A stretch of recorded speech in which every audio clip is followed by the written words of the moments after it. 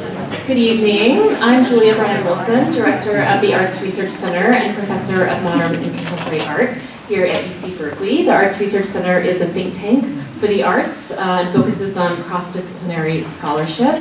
And tonight's event, I think, represents the best of what we do in terms of thinking very capaciously about ideas of what artistic research might look like and who it might involve.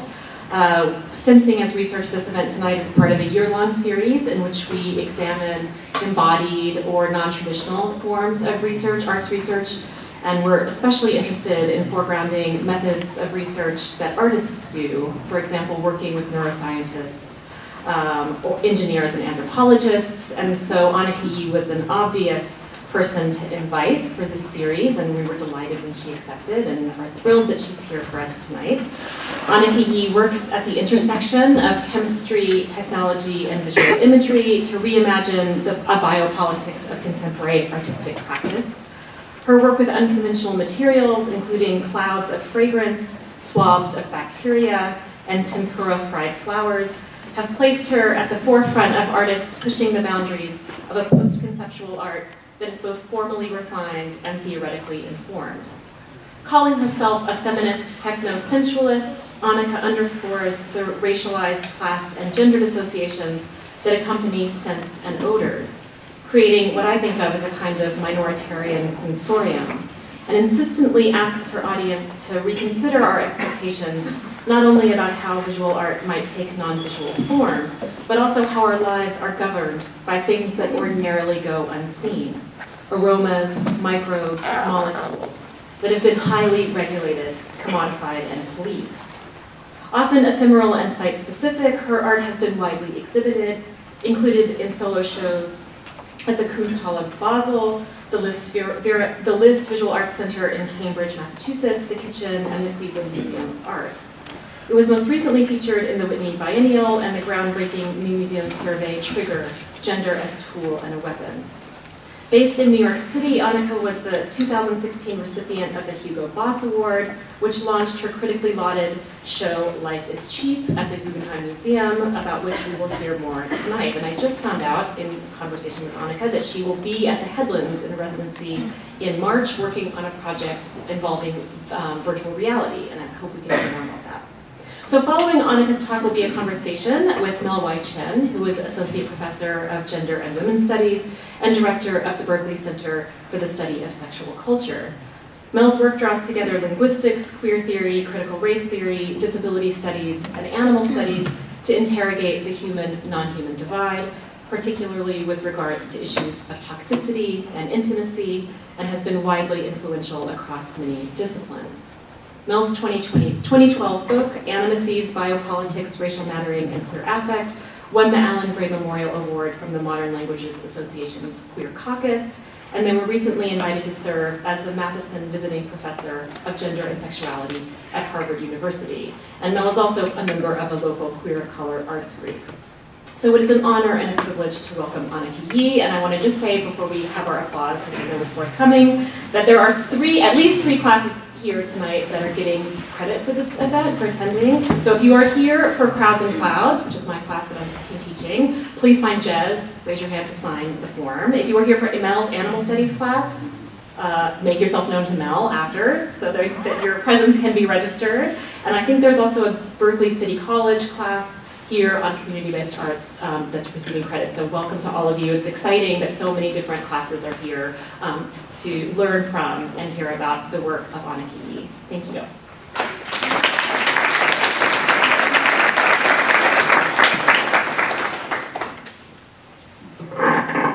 Sorry. Thank you, Julia, for a very, very astounding introduction, actually. I'm very excited to be here with all of you and Mel. This is kind of a dream come true, so I hope I don't botch it up too badly. Gesundheit. So I have some notes here because my brain is a little foggy. I just got in from Switzerland a couple of days ago, where actually, maybe it's a little bit of a preamble. I was at an art conference talking about art and technology, and It's interesting, the sort of topics that everyone was sort of just in raptures about VR, AI, and I don't know that we actually got anywhere with our discussions, to be honest. But maybe towards the end of, well, I don't know, maybe towards the end of the talk I can talk about my own contribution or disaster in relation to VR or something. But what I wanted to talk about tonight, well, it's going to kind of thread into lots of different areas, but I'd like to start by saying that I've been thinking a lot about what is natural, what is synthetic, and what is post or transnatural vis-a-vis life. We've been changing nature since the dawn of civilization. It's important to unpack the conditions for knowing what we know, the how and the why of what we know, with respect to the natural versus synthetic. What is agriculture if it isn't bioengineering? I'm particularly interested in mutations, which happen all the time in nature. We actually are born from mutations, and genes move laterally between species. So it kind of got me to start thinking about synthetic biology, which is a young field with growing momentum, and it's an attempt at designing biology rather than just studying it. It's related to genetic engineering, which is also kind of a framework of artificial intelligence, as far as I'm concerned, and which leads to transferring something like fish genes into fruit to make cold-resistant fruit so that we can have strawberries in January. I'm also specifically interested in the ethical issues that synthetic biology has given rise to about the origins of life and how it's dismantling our thinking on evolution. So I guess contextually, synthetic biologists think evolution is baroque and that it's error-prone and it's difficult to decipher. So we're starting to sort of unpack a lot of these larger issues around the notion of species, around the notion of evolution as a whole, and what does constitute a species. So, for instance, transgenic technology is messing with the category of species. So, we're going back to my original question, what is natural? How do we manage the ownership of life's materials? And what responsibilities does designing biology carry? And should that design respond to the world and reflect the values of it, especially at a time when we can now see our own species' extinction on the horizon? I'm not just saying that for affect.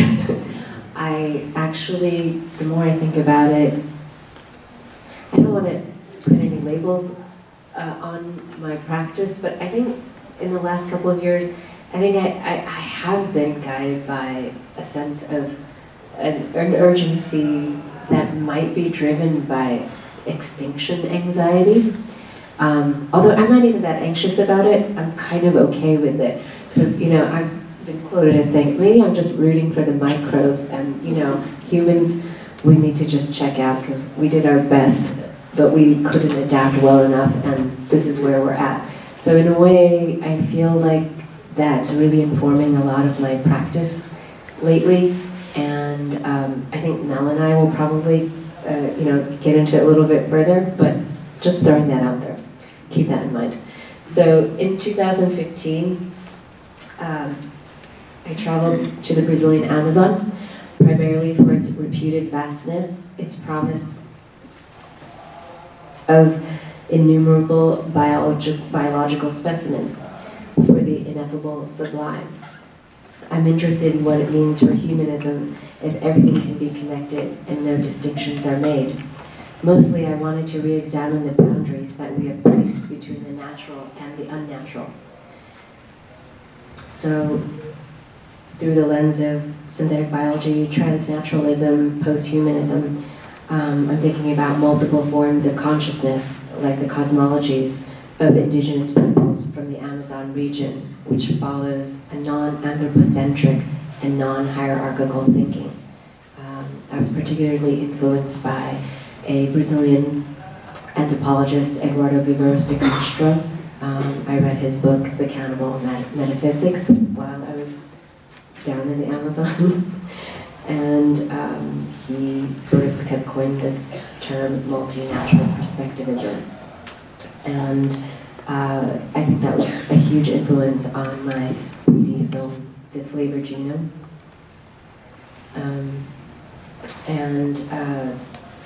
My film, The Flavor Genome, nature is not conceived in absolute terms, but assembled from a multitude of perceptions and perspectives. The film depicts a fluid mutation of species, at the same time showing how biology can no longer be separated from its narrative or its biography.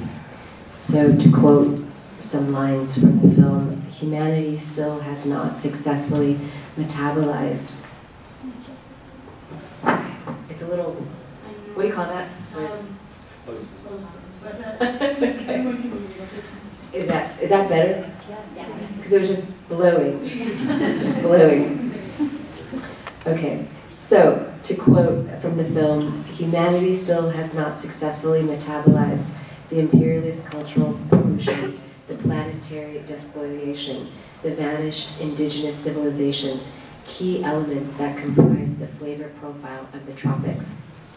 The filmic exploration of the Amazon raises not only the question of how perceptions can be changed, but also how sensory experiences can allow for different understanding of perception and consciousness.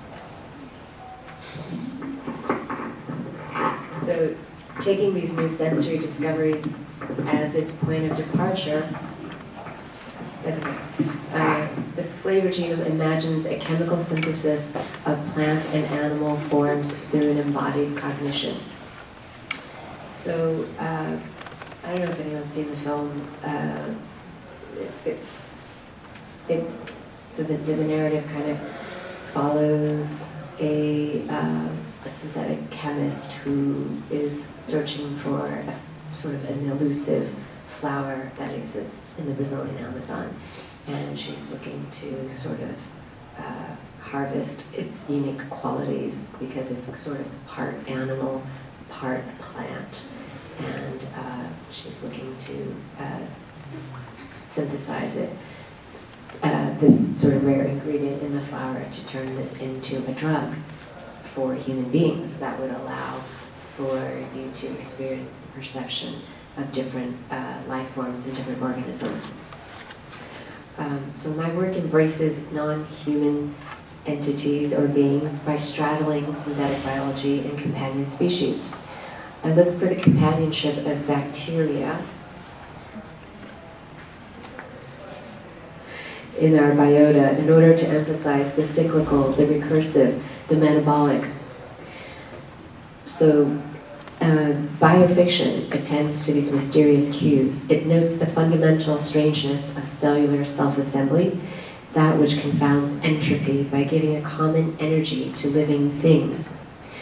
Once stigmatized as pagan or savage, the view of living entities as co-subjective with us is gaining ground. Life is being reshuffled, aided by these new kinds of technologies through biology. Artists should play an important role in that reshuffling, which is why I'm here today. We are entangled with objects. Animalia is not just an out there, but it's also an in here, and it's in our guts. Tens of thousands of species of bacteria in a given human's biota. And we can also think of physicist, theorist Karen Broad's theory of entanglement and the interconnectedness of all of us. And in that regard, bacteria is a special material subject in my work, and it also happens to be the workhorse of said synthetic biology. So bacteria is kind of a collaborator for me, with me, and so that's why it's a material I've been working with for the last couple of years. Just to kind of give you a little context of this term biofiction, I've been adopting the term biofiction when talking about my work. It's a term coined by my colleague Carolyn Jones, who's a scholar at MIT, and I did a residency there in 2015. And biofiction for me means that which fuses the writing of life with the study of life, which also now includes an embrace of non-human beings. So non-human beings is a concept used by indigenous people in the Amazon, for example, which is another reason why I felt compelled to go down there. Just as an aside though, I mean, you know, the Amazon is not what you think it's going to be, and I think that that's also part of the power of the place. I think I was looking for very specific things and not so specific things, and I didn't really find those specific things, and I found a lot of other things that informed the film as well as my broader understanding of, let's say, life and the meaning of life, as it were. So for these indigenous people in the Amazon, you know, all of life is a person. There's a plant person, an animal person, and a human person with an Umwelt, which is ostensibly a surround world.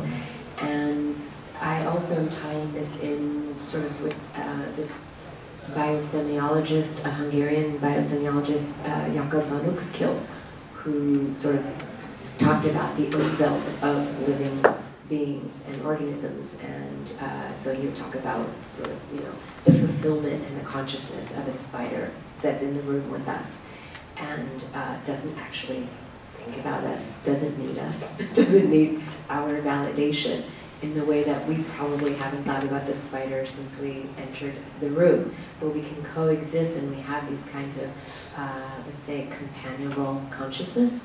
And so that was a big sort of, I think, guiding thread in my work.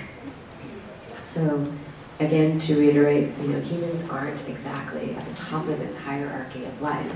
And I'm sure that's something that you've been learning in Mel's class quite a bit.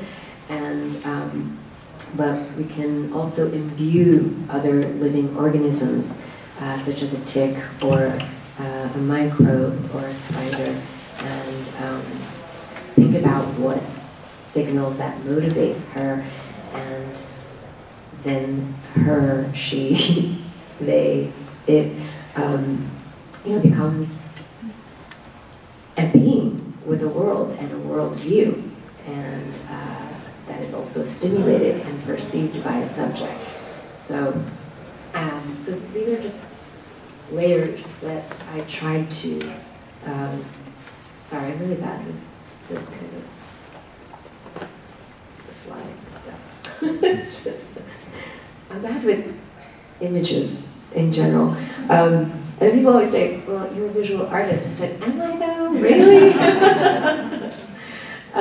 But, so, all that is a little bit, also a bit of a prelude to sort of diving into this exhibition in 2017 that I made. And just to give you a little more backstory context, when I really started embarking upon this exhibition at the Guggenheim, that was a time when Donald Trump had gotten elected, and I was distraught like everybody else and quite flummoxed and really didn't know how to respond as an artist. And I'm the type of artist that actually lives in the world that we all live in, and I respond to the world, and it really, you know, can be, you know, certain sort of very topical, you know, issues can definitely be a guiding principle or at least a spark into my work. So certainly when, you know, there was all of that talk about DACA and corralling the Muslims, you know, that really resonated with me. And of course, you know, I started to embark upon the use of olfaction, and I started thinking about ethnicity race and olfaction, and how how can we regard that? And I wanted to sort of work with the limits of science. I tend to get labeled as this artist who works a lot in science, and part of my relationship with science is a very sort of kind of, there's friction there. I think that one can't just sort of, jump from one system to the other without questioning everything, especially as an artist. That's kind of my job, right?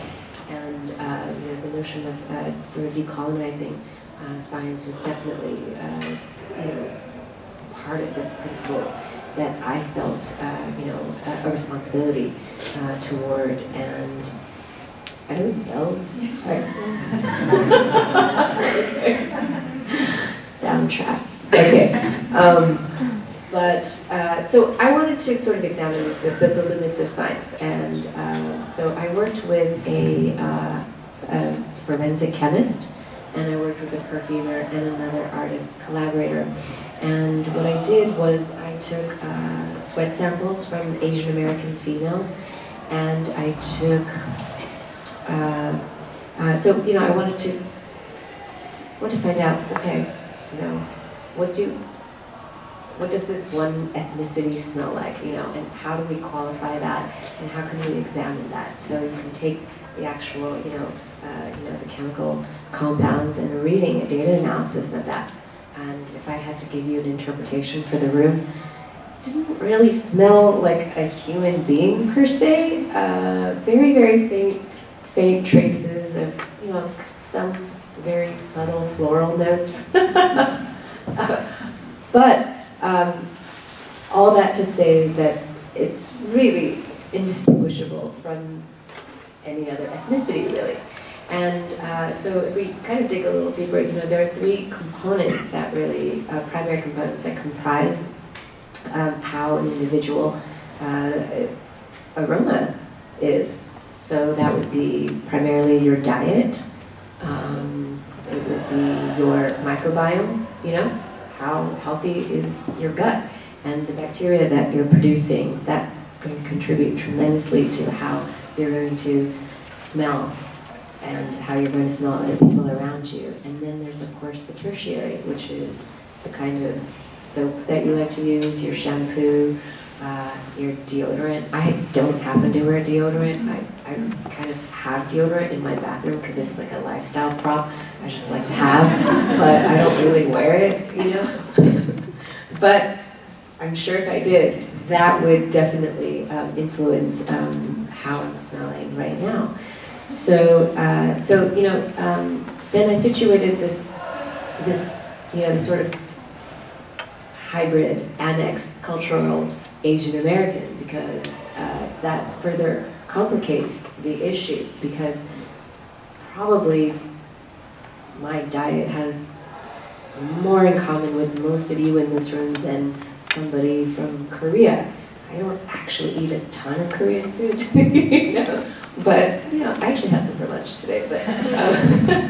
But so I mean, so how can you designate? Well, okay, this ethnic group smells like that, based on the criteria that I just sort of laid out. And so I wanted this kind of, this sort of complexity and sort of, we can't really designate this, definitive smell.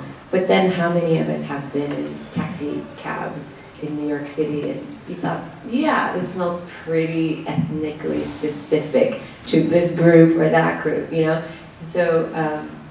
so that was sort of a springboard into the exhibition. So you see this little sort of holding area. And,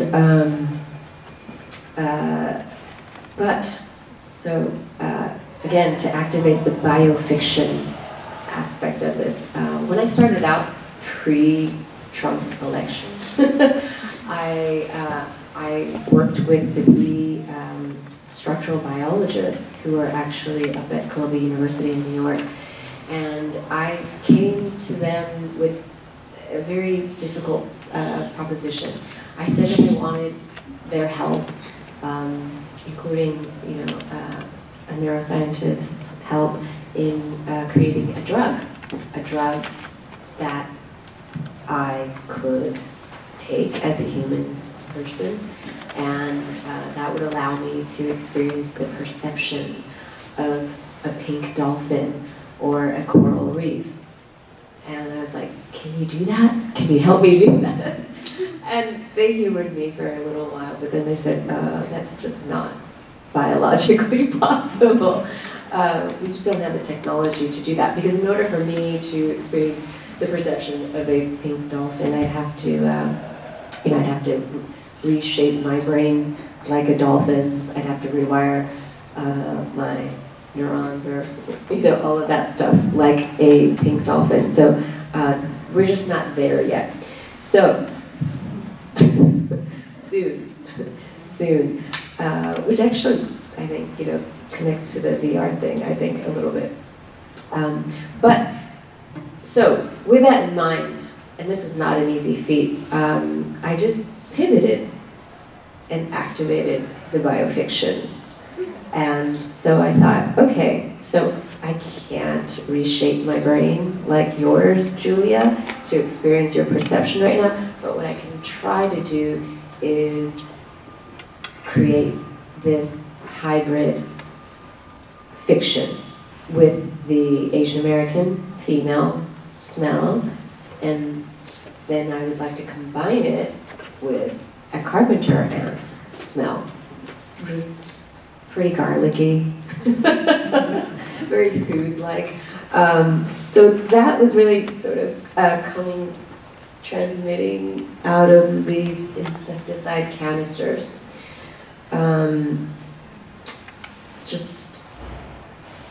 There's the biofiction, and you enter the exhibition, you're inoculated with this so-called drug, and it is endowing you with these extra heightened perceptive qualities, and you have this hybrid consciousness, and then you're able to enter into the main space of the exhibition.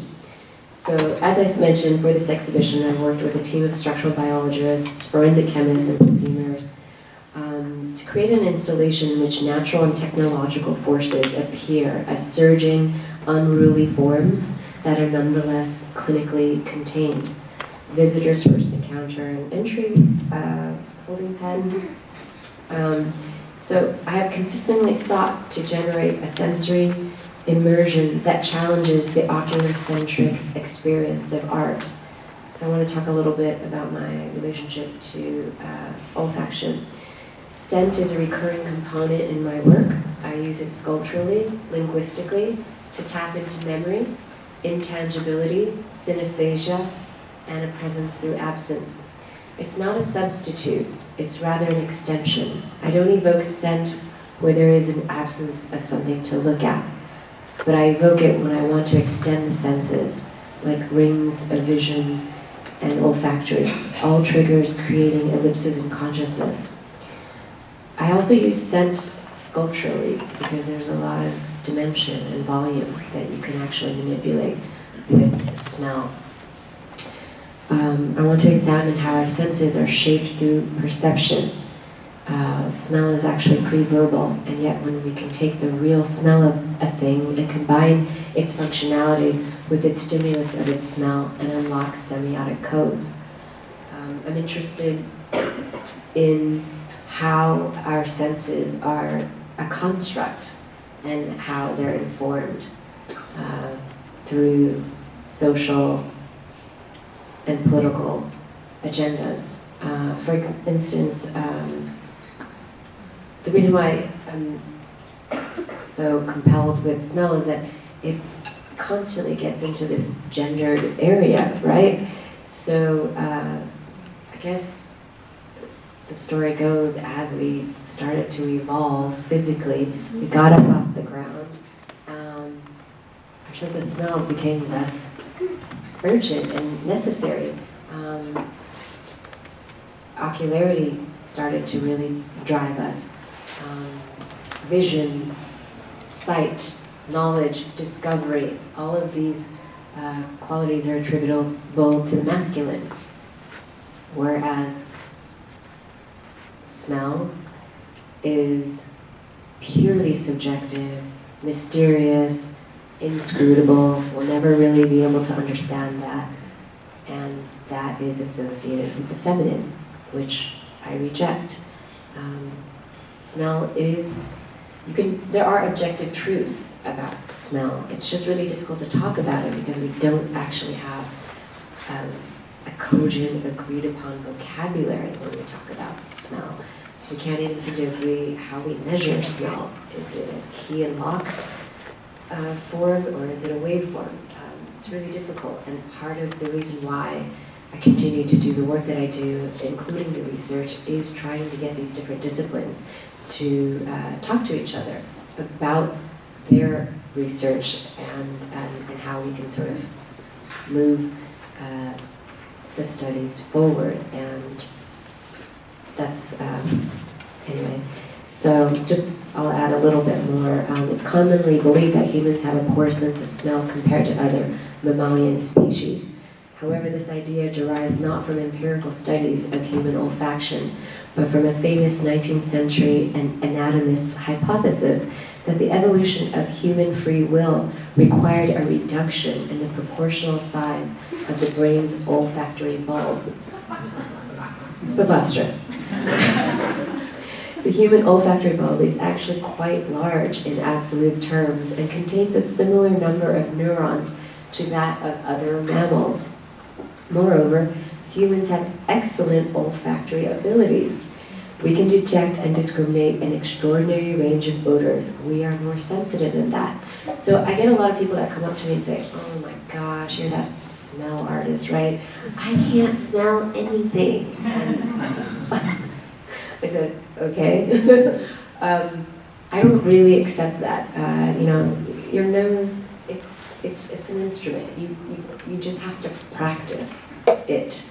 You have to use it a lot. I mean, if we all enrolled into perfume school tomorrow, we'd have to identify 1,000 different items, 1,000 different ingredients, 1,000 different notes, and you just train it. You wouldn't necessarily pick up on it when you walked into a room, but you train your nose to sort of seek it out or notice it, and you start to build a more sort of, just a more complex, holistic relationship to the odors and aromas around you. Just to go back to this scent, is this annoying that I keep going back and forth? Sorry.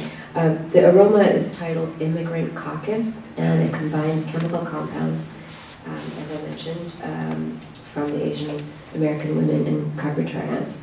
So I just want to say that we're entering in with a hybridized perspective, and the gallery's central space features two opposing dioramas, each providing a view into a self-contained biosphere. The first is lined with tiles that hold a gelatinous substance called agar, which is made of seaweed. And to cultivate the bacteria, I collected various strains of bacteria sampled from sites within Manhattan's Chinatown and Koreatown neighborhoods. This living composition also blooms across several sculptures as if an invasive life force has overrun the environment, underscoring the sci-fi biofiction. So what you're looking at is a living artwork, a living sculpture. The exhibition was up for 3-ish months, and it was changing daily, hourly, minutely, what do you call that? I don't know, secondly. But just, since I'm here, give you a little insight. And, we brought in, we sequenced all the bacteria, nothing pathogenic. That being said, bacteria can live in these air ducts for hundreds of years. So what we're colliding is the bacteria from said, like Chinatown, Koreatown neighborhoods in Manhattan. But you have the pre-existing bacteria, so you have the historical element here, from a long time ago. And then you have all the bacteria that everyone that comes into the Guggenheim, I think they clock in 1,000 visitors a day, and so they're contributing to this composition. So we're all just spraying all kinds of living stuff going on in this. And so you're experiencing this kind of collective symbiotic force, this blue. And that being said, you know, it makes people very uncomfortable. So, you know, it wasn't easy bringing bacteria into the Guggenheim. By using microbial materials, I wish to investigate paranoia around contagion and hygiene, which is a prominent preoccupation in Western society. My intention is to create a living material representing the specific areas where I took my samples, its history, its present, its metabolism and entropy by germinating a vast and violently bacteriological tableau. This work will testify to my sense of technosocial experimentation as to the psychological charge that I imbue things with. As a time-based work, the microbial sculpture renders visible the source of our unease while foregrounding the politics and subjectivities of smell and touch and its impact on our empathic understanding of each other. So when I first started working with microbes intentionally, there were lots of works accidentally that started spawning bacteria, but that's for another talk. But again, ripped from the headlines. This was in, I think, like 2014 or something. You know, there was the Ebola outbreak in New York. You had the nurse that was quarantined. You had the doctor that went bowling, and people were freaking out. Nobody wanted to go on the subway. Nobody wanted to sit next to each other. Crowded public spaces were very fraught with a lot of tension. And, you know, I thought that was a really good starting point for thinking about making an exhibition at the kitchen and thinking about this kind of almost like cinematic you know, tension in the air in the city where people were terrified of touching each other and catching some deadly virus. And so what I did was I swabbed the bacteria of 100 females in my personal and professional network. And the criteria was I would have had to have some physical contact with you in the last 30 days, some sort of quasi-incubation period, and that was sort of, you know, how I was determining the samples that I was gathering. And then, again, guided by my biofictional prowess, I wanted to create some super bacteria with all this female bacteria. I was thinking a lot about the viability of female networks. Why don't, well, I should probably say, you know, straight women help each other out more? It seems to be a real problem, and I know it's funny, right? I made a few podcast episodes about this subject matter, but you know, that was sort of, you know, my thinking about around the sculpture of this collective female bacteria. Anyway, so it was pretty pungent when you walked into the space. It wasn't as well contained as this diorama, which actually is just this massive refrigerator unit that you can see. There's like 225 tiles. But you know, all this is to say, a visitor to an exhibition of mine is not a passive one. There exists a symbiotic relationship between the visitor and the work, as I mentioned. The bacteria were all contributing, but also when you smell a work of mine, it goes into your pores, it goes into your nose, and the visitor plays a role in the exhibition experience. So the chemical compounds enter your nose, and you contribute to my exhibition, whether you are aware of it or not. how are we doing on time? Do we care about ants? We care about ants, right? Okay. Let's go to ants. So, it'll be brief. A second diorama houses a colony of ants, insects that interest me because of their intricate division of labor and matriarchal social structure, as well as their sophisticated olfactory system that guides their behavior. But also symbolically, Asians are referred to as ants. If you've ever seen pictures or been physically in that very famous intersection in Shibuya in Tokyo, you know, there's like thousands of people crossing, converging, four-way intersection. I've heard numerous times that, oh, would you look at that? Don't they all look like ants? All those black-headed bodies crossing this elaborate intersection. Also, you know, ants are one of the few animals that also practice slavery, like our own species, which is, well, we can get to that later, but the ants navigate a network of pathways that are reflected infinitely across mirrored surfaces, evoking a massive data processing unit in which their industrious movement embodies the flow of information. The colony is exposed, and this is kind of important, the colony is exposed to the same hybrid scent that fills the corridor leading into the gallery, creating the possibility of a shared psychic experience between ant and human. Ants in this way are also biopolitical agents, much like the bacteria are. So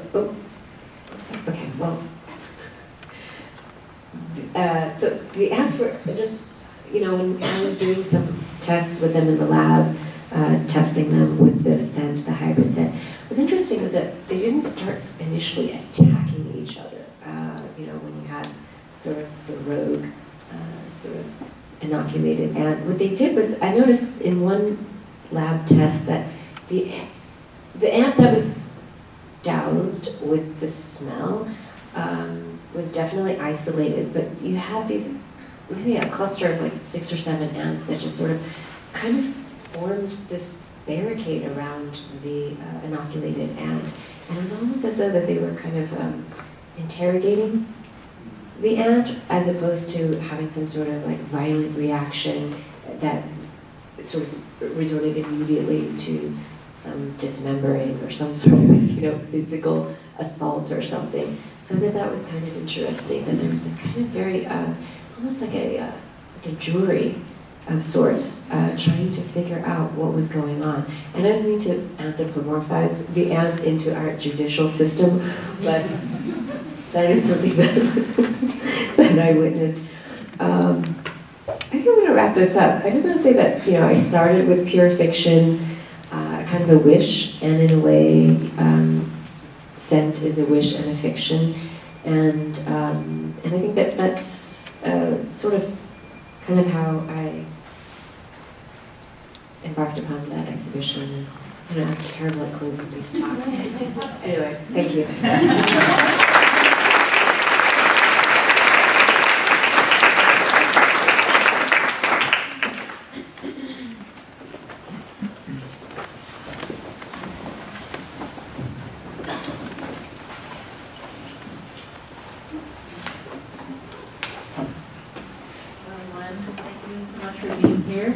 Can you hear me okay?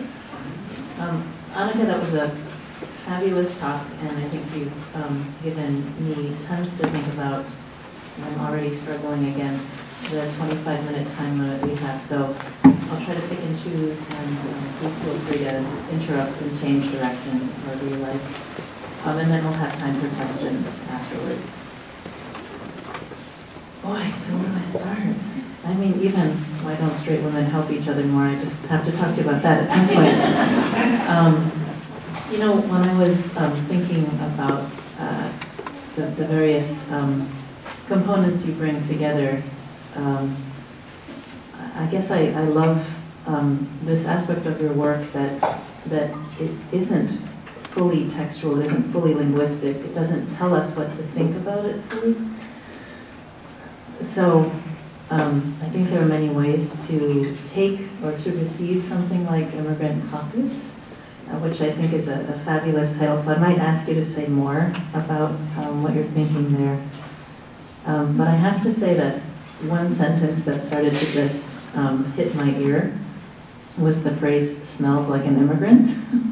You know, and it's very much there's something there very much present in the work, but you're not even making it easy for me to know what that means anymore, and that's wonderful, right? So I think I grew up with a certain idea of the racialization of scent and of environment. Neighborhoods like Chinatown, right, became part of my body as I was growing up, because I could not but be identified with this hybrid category that you call Asian American, right? And thereby with this kind of scent world. But what you've also shown us is that smells like an immigrant doesn't always mean what we think it might mean, right? This beautiful kind of gap between what we think we can smell and what we actually do smell gives us a lot of room, right, to define what we would know to be a smell that is of an immigrant. So I wanted to thank you for opening up what almost becomes a kind of tired metaphor for racial despair. Can you say more about Immigrant Caucus? I heard that as a kind of nod to, I guess, thinking about the way that you're doing biopolitics here, a kind of ongoing political process that is underfoot. It's just happening. It's not the same as national, state, municipal government work, right? Like, this is not, the immigrants don't show up with their caucus, right? But they're caucusing. And maybe if you could speak to, I guess what Julia might have called a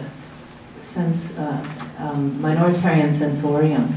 That's sort of what I'm picking up in that title. Yeah, I mean, you know, I could put it in the first person narrative, you know. I grew up Korean American, you know, I think there was a lot of shame involved with the kind of food that we eat, kimchi. I mean, I was embarrassed to have people come to my house, my friends, because they were like, what is that thing, you know? And I think that this traces back to a lot of, I think, you know, like how I started working with olfaction, is that sort of really examining shame, examining and using that as a medium, a tool, and I think that, and then to sort of address on a broader sort of like political landscape or spectrum, you know, I mean, immigrants are under siege. We've always been under siege, you know, I mean, in America, it's like the Irish, you know, the Italians, the Jewish, but right now we're in a very heightened state of intolerance, and this is something that, I mean, it's just so preposterous. We're all immigrants here. This is a country that's comprised of immigrants, and yet how we need to find the new sort of ones to pick on, right? And so I felt like that was a very urgent issue I needed to address, but also how that would tie in my own narrative, my own implication, and my own impetus for working with olfaction. It comes from somewhere, and it comes from a very not too complicated narrative of growing up in America, and where smell and aroma has so much to do with political identity, as you were talking about now, you know, and how we need to really update this conversation because it's very stale and we aren't looking in the right places, I think, and when we're talking about, you know, this relationship between, you know, a foul smell, meaning a foul person, and that we must purge them out of our society. I mean, this dates back to, you know, I mean, well, since the dawn of civilization, where the lower classes didn't have access to the perfumes and the oils in ancient Roman times, right? And even as we speed forward into the Industrial Revolution, you still have all of this toxicity, and you still have all of this waste and pollution that the poor had to sort of live with in the stench, in the trench, and so it's very tied into and the immigrants, they come to those areas, right, when they land, and so and I just want to say that also it's a religious issue too, because historically the Christians, they really didn't like any kind of perfume or fragrance like the Romans did, and they had this very puritanical notion that when the human body sweats or is ill, you should not mask that smell. You are denied any kind of transformation or an attempt or some kind of salvation from your own bodily odors, because that's a mark of your sin, or it's a mark of something wrong, your morality, and therefore you stink. So let's just throw that in there too. Yeah, wow, you opened up a whole world here. So then I hear you doing certain kinds of affective work, right, in these works that traffic in shame, repulsion, maybe also comfort, right? Thinking about the kinds of different audiences of your work who would perhaps feel right at home in those Asian American women's undetectable sense, and so on, and might have a different kind of feeling. So again, there's that interesting gap between the knowable smell and an unknowable detection. So I'm interested in that. We touched very briefly on the ways that artists, and you did in your talk, might or might not be responsive to the pressures and crises, right, of the local and distant worlds around them. Would you like to say more about, actually, why don't we collapse this question into the VR gesture you made earlier, if you want to talk about that? If they don't fit, that's fine too. But does the VR project fit into any questions of urgencies you're feeling right now? Yes, absolutely. Well, I think that I wasn't kidding when I think we're just totally fucked. So I feel like I'm just working around the clock, knowing this. This is kind of my driving momentum right now. I think that the AI ties in to VR. Where do I begin? I'm interested in VR right now because in a few years it's just going to be so ubiquitous, it's going to be so flat, so to speak, in the sense that we won't even think twice about it. I do think that it's an extension from the things that I'm talking about with these kinds of biological perspectives and this consciousness, and I think that this VR technology is very much a result of our anxiety around extinction, and partially a lot of this sort of space exploration with Elon Musk's SpaceX, he's just so doggedly, singularly motivated to get to Mars because he knows that we can't inhabit this planet for that much longer. And if you talk to the biologists, they'll pretty much give you a number even. We've got like 150 years or something. I'm not trying to create any panic in the room, but but I think it's all like these technologies and these subjects are really influenced by this kind of anxiety. Like what are we going to do? But for me, it's perfectly natural, so to speak, because it speaks to how a lot of my work is made with perishable materials. And I make this work with perishable materials, living materials, unstable materials, volatile, because I am challenging the monumentality of art. Why should art exist for hundreds of thousands of years? I'm not really sure that it should. In fact, when I mentioned that art summit that I just came from, that was one of the topics that that we talked with some people from these very prominent European institutions, that maybe the function of a museum isn't to preserve an artwork. Maybe they need to pivot a little bit and shift their thinking and their objectives in terms of like, well, maybe we need to think about the experiential, the here and now, and maybe it's not about like, we just have to preserve. I think that's a pretty radical shift, and not everyone was so excited about this project, but it's something to consider, and I would argue that a lot of this is gaining traction. For example, I've been visiting a lot of campuses in 2017, every art school in this country, and I can tell you right now, almost 3 out of 10 students are working with perishable, volatile materials. This isn't going away, so we need to kind of address this. And I just wanted to add a little bit that, conservation is a really big sort of thread that's starting to emerge for me with my work. I've been talking a lot with a conservator at MoMA, and we have been talking about how some works just aren't fixable. And how do you deal with that? This is a whole other tangent, and I don't want to digress too much.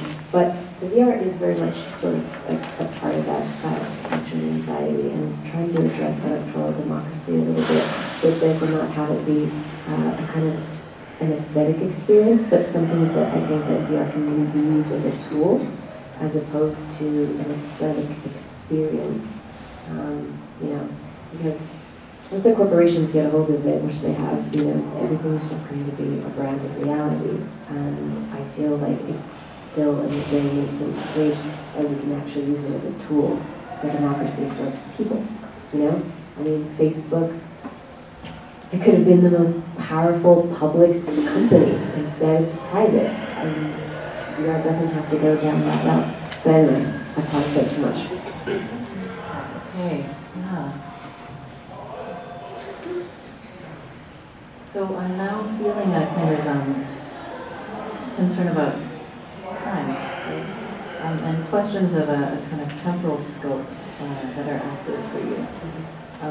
Not only in the immediacy of some of these works that are changing by the minute, as you say, but also the futurity we may have, which we may not have, right?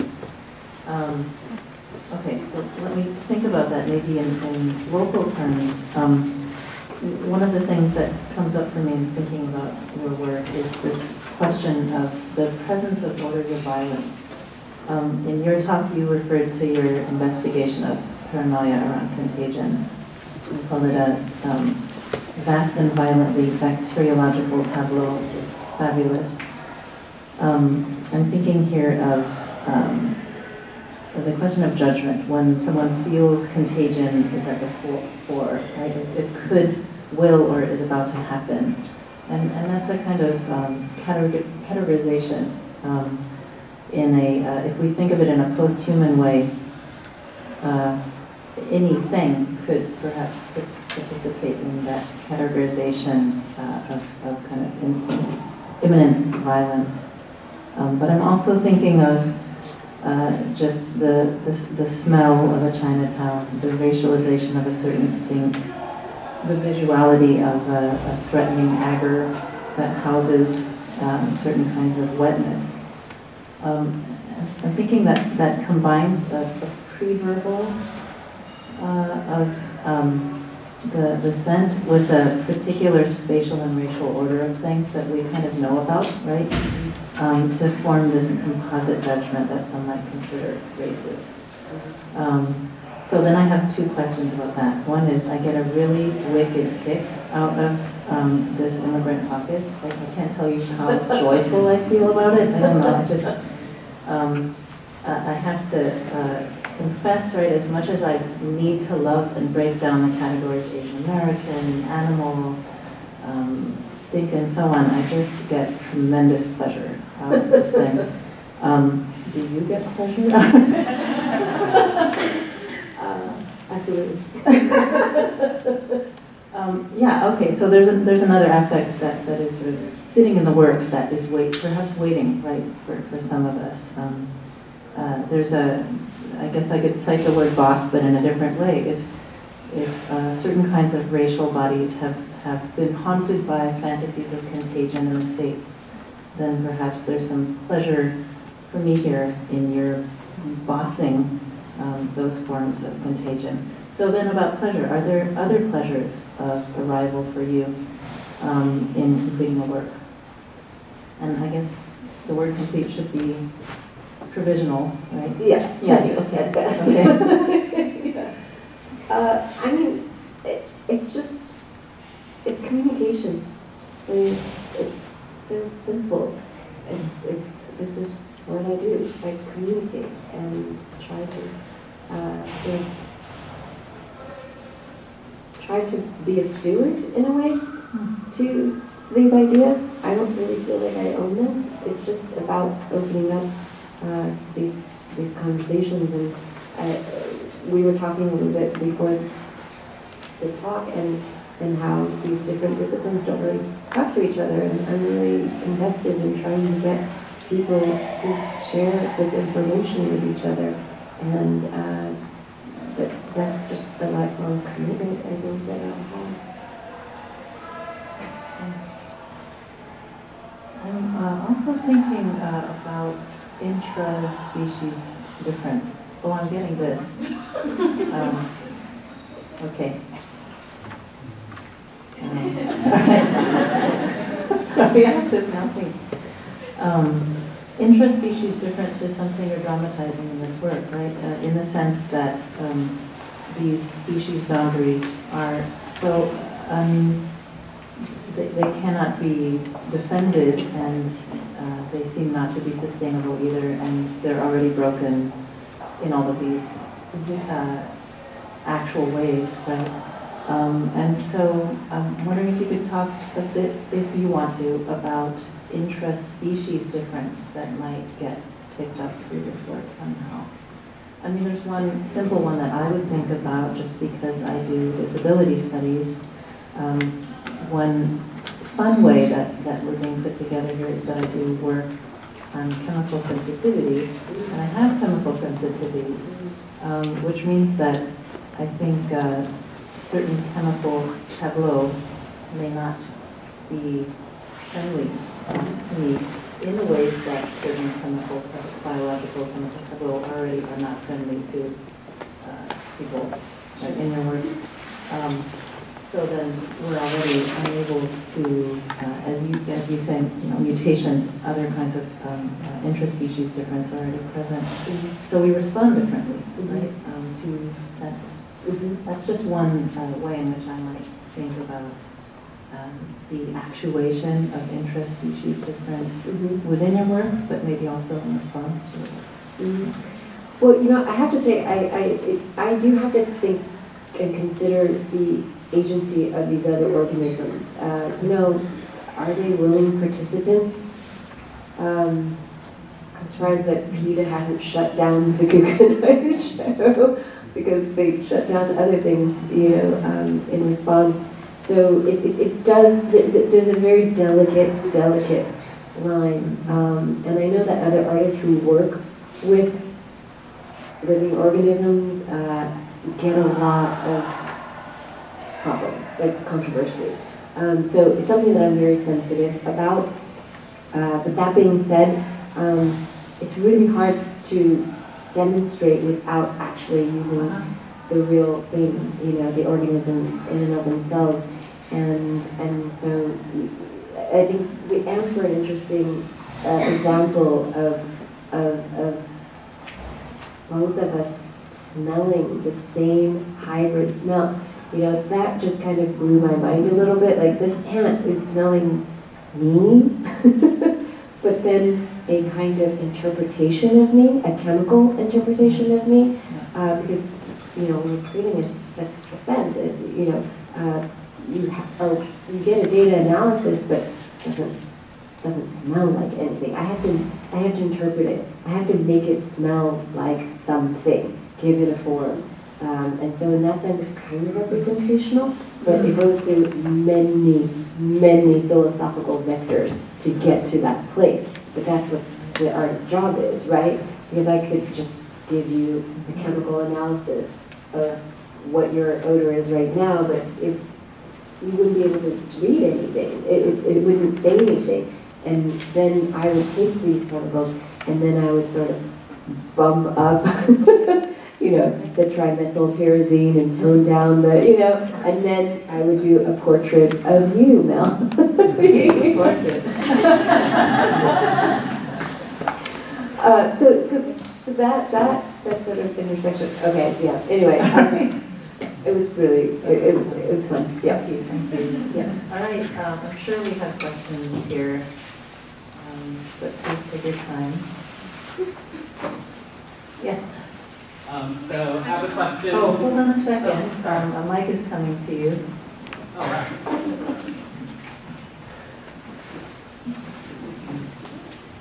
Hello. So I love the presentation and I'm a huge fan of your work, and was just kind of curious about, just kind of wanted to follow up on this theme of toxicity, because it seems like there's two ways of thinking about the relationship between race and toxicity, right? So one is that racist people perceive immigrants and racialized people as smelly, or Chinatown is smelly, but then the other is that Chinatown, immigrant neighborhoods, racialized neighborhoods, have certain smells because they are toxic, right? Because of a number of environmental justice issues. So where freeways are sited, where people dump their garbage without being kind of caught, poor ventilation, poor maintenance, et cetera. And I guess I'm wondering how to kind of connect that with the food smells and the bacterial smells that you're looking at. And because I think that the title Life is Cheap is implicitly really dealing with that aspect of environmental justice and toxicity. Yeah. So I wonder if you could speak to that. Well, I think the core component in what you're talking about and what I'm talking about is power. So the reason why these Chinatown neighborhoods, Koreatown neighborhoods are a little bit smellier, it has a lot to do with, like, maybe, you know, there's less of a kind of Western sanitized relationship to smell. So, you know, we're not bleaching everything and, you know, just sort of like extracting the smell. Because that has everything to do with power. So when you think of power, when you think of these industries and these systems of power, government, banking, you aren't meant to think about them as having an odor. When you think about the President of the United States, pre-Trump, you know, she, him, her, they is not supposed to have an odor. You're not supposed to think of these seats of power as having an odor because, for obvious reasons, when you have odor, it signifies vulnerability and weakness and humanness and animality and all of that. And what we do in our systems is we try to scrub all of that away. But yes, I mean, there is that toxicity, but I think that it has a lot to do with, you know, prioritizing what neighborhoods should be clean and safe, therefore completely eliminating all those smells. I did a project, I think I told you about the kitchen project with the 100 phenobacteria. I also took an air sample of the Gagosian Gallery during an Ernst Fischer exhibition as an example of, you know, contemporary art and the white cube, that it's not supposed to have a smell. And I've worked at art galleries. You're not allowed to eat Thai food in an art gallery. I can promise you that, you know, because that's not going to sell art, you know. So anyway, I think that's a big component. Okay, bye. Good night. Okay, Mike is coming to you, second row. Hi, how's it going? You made a really interesting point about the ephemerality of perishable art and how we're moving away from this kind of intense conservation of pieces. I wanted to ask your opinion on how can we grow and collect this art and appreciate this art, but not ossify it with trace objects and kind of run into the anxiety of losing these things for future generations? That's not an easy question to answer. I don't have the answers. I do think that for living artists today, they need to start thinking about what is an acceptable substitute for that pantyhose thing that they're putting over these stretcher bars or what have you. You know, I think artists need to be very proactive in thinking about the shelf life of the materials. They're thinking about the relationship on a temporal scale beyond, okay, it's done, it's out of my studio, it's up at a gallery or a museum or something. You need to think about what's that going to do, to the work in 50 years or so. This is something I think about all the time because I do work with these unstable materials, and so I've been it's been just sort of frightened into me, because it's not fun getting phone calls in the middle of the night like, something's going wrong with this so-and-so work, And so what I do is I stage a lot of experiments in the studio where I set up a GoPro time-lapse camera, and I rigorously do tests with, metal copper pins that or nickel pins submerged in, ultrasonic gel, because what happens is that a lot of these, chemical corporations, they change the formulas, the composition, they're not required to label it, so you get different results. So I guess one step to mitigate a lot of this, that your question is, the artists have to get involved. They really do, and I'm working on this huge, 5-year project of going through my archive and going through all the materiality and writing exhaustive reports and the dossier around it. I make videos, it's like a whole other thing, Question in the front and then also near the back. First of all, I think the two of you are just forging a language that is so beautiful to listen to, so I want to thank the both of you in tandem for what you just produced. What you just said, Anicka, just made me think of a million things around maybe a rapidly changing sense of what a biopolitics of the senses might be now in the Trump era. And I think about the deregulation of toxins, and I think about how we're all going to have to be our own biosensors and enlist tools and things and organisms around us to probably help with that. And I'm wondering if you're thinking about that. Or I'm using your work to think about it right now, actually.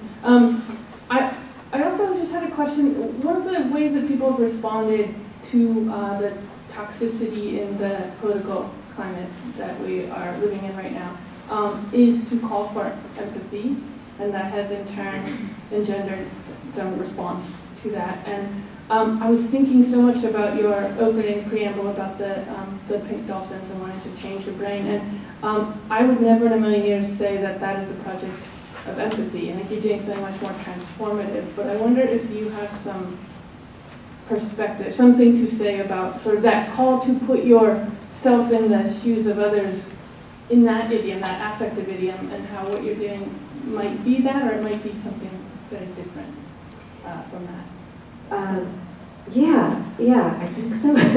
Well, I think it's also kind of relates to what Mel's writing about, this caution around anthropomorphizing, and how do we as humans sort of resist that. And one way I felt on a very sort of organic level was to try to embody a perception that is not my own, that is not even remotely close to my own and my own species. And again, I say the word species in a very fraught way, because that's also under a lot of debate and question. And we may not even use that term in 20 years. Who knows? You know.